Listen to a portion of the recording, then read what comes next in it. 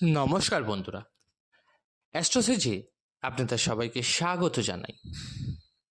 বন্ধুরা, শনিদেব বক্রী হতে চলেছেন 27 জুলাই 2025 থেকে 13ই নভেম্বর 2025 পর্যন্ত।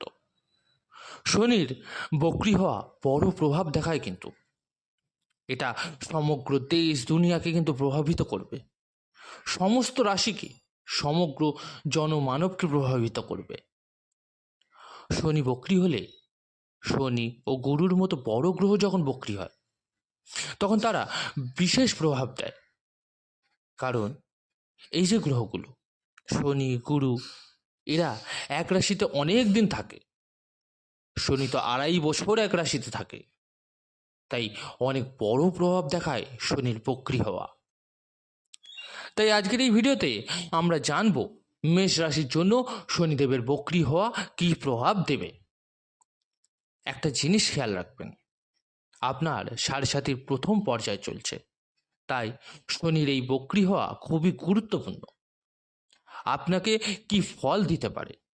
আপনি যেহেতু সাড়ে প্রথম পর্যায়ে অর্থাৎ ফার্স্ট ফেজ পার করছেন, তাহলে কি সাড়ে থেকে রেহাই মিলবে?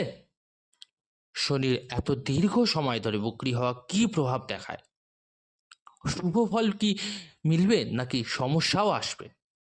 সবকিছুই জানবো আজকের এই আলোচনার মাধ্যমে, আজকের এই ভিডিওতে। মেষ রাশির জন্য আজকের এই ভিডিওটি খুবই গুরুত্বপূর্ণ হতে চলেছে, তাই ভিডিওটি স্কিপ না করে পুরোটা একটু ভালো করে দেখুন, শুনুন এবং বোঝার চেষ্টা করুন। বন্ধুরা, আজকের এই বিশ্লেষণটি জন্মরাশি চন্দ্ররাশির উপর ভিত্তি করে তৈরি করা। আপনারা যারা নিজেদের বাচ্চাদের প্রেডিকশন করাতে চাইছেন, জন্মকুণ্ডলী বিচার করাতে চাইছেন, তারা অবশ্যই আমার টেলিগ্রাম চ্যানেলে জয়েন করে নিতে পারেন। লিঙ্কটা ভিডিও ডেসক্রিপশানে পেয়ে যাবেন।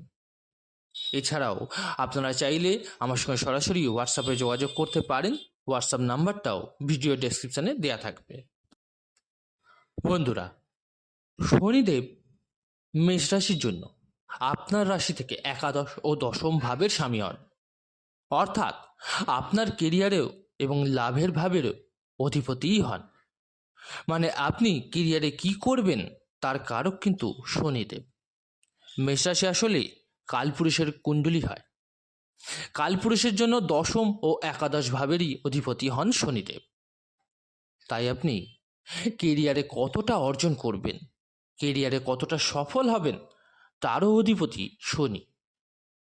কেরিয়ারের মাধ্যমে আপনি জীবনে কতটা লাভ অর্জন করবেন, কতটা অ্যাচিভমেন্ট পাবেন, তারও অধিপতি শনিদেবী।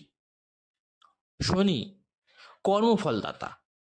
আপনার কর্মের হিসাব তিনিই রাখে। কর্ম অনুসারে আপনাকে ফলও দেন তিনি। আপনি অতীতে যা কিছু কর্ম করেছেন সেই কর্মের ফল শনিদেব দিয়ে থাকেন, তার দশা, অন্তর্দশা, সাড়ে বা ঢাইয়াতে। তাহলে মেষ রাশির জন্য সাড়ে অর্থাৎ শনি সাড়ে ফার্স্ট ফেজ প্রথম পর্যায় শুরু হয়েছে কিন্তু 29 মার্চ 2025 থেকে। এখন আপনাকে আপনার কর্মফলের ফল শনি দেবেন, তাই কিন্তু আপনাকে আগাম সতর্ক থাকতে হবে। আপনার কর্মের প্রতি সচেতন থাকতে হবে। ভালো কর্ম করুন, কোনো রকম আসক্তি থেকে দূরে থাকুন, কারো অধিকার হরণ করবেন না, কাউকে বঞ্চিত করবেন না কোনো কিছু থেকে, এইসব খেয়াল রাখতে হবে আপনাকে। ধর্মের সঙ্গে সামান্য যুক্ত থাকুন, যাতে শনি এই সাড়ে আপনাকে চমৎকার রেজাল্ট দিতে পারে। যাই হোক, কর্মের ফল তো শনি দেবেনই, আপনি যাই করছেন তার ফলই মিলবে। এখন আপনি জানেন শনিদেব বর্তমানে মীন রাশিতে, অর্থাৎ আপনার রাশি থেকে দ্বাদশ ভাবে। 29 মার্চ থেকে শনি এই মীন রাশিতেই গেছেন, অর্থাৎ সাড়ে প্রথম পর্যায় আপনার ফার্স্ট ফেজ শুরু হয়েছে। একটা জিনিস খেয়াল রাখবেন, শনি যখন বক্রী হবেন তখন পূর্ব ভাদ্রপদ অর্থাৎ উত্তরা ভাদ্রপদ নক্ষত্রে থাকবেন, অর্থাৎ নিজের নক্ষত্রে এবং গুরুরও নক্ষত্রে ভালো সময় কাটবেন। অর্থাৎ মীন রাশিতে গুরু রাশি এবং নক্ষত্রে এবং নিজের নক্ষত্রে আসা যাওয়া করবেন, তাই নিশ্চিতভাবেই রাশির স্বামী ও নক্ষত্র অনুযায়ী ফল দেবেন।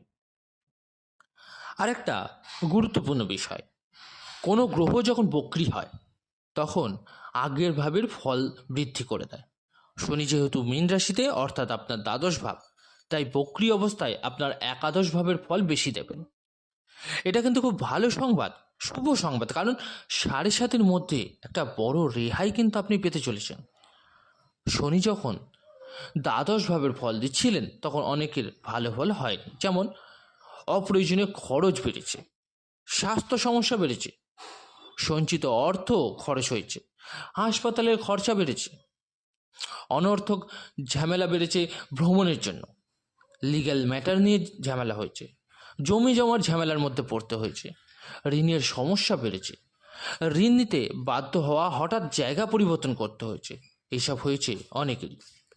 কিন্তু এখন যখন শনি একাদশ ভাবের ফল দেবেন 27শে জুলাই থেকে 13ই নভেম্বর পর্যন্ত, তখন এই 7.5-এর নেতিবাচক প্রভাব প্রায় নেই বললেই চলে।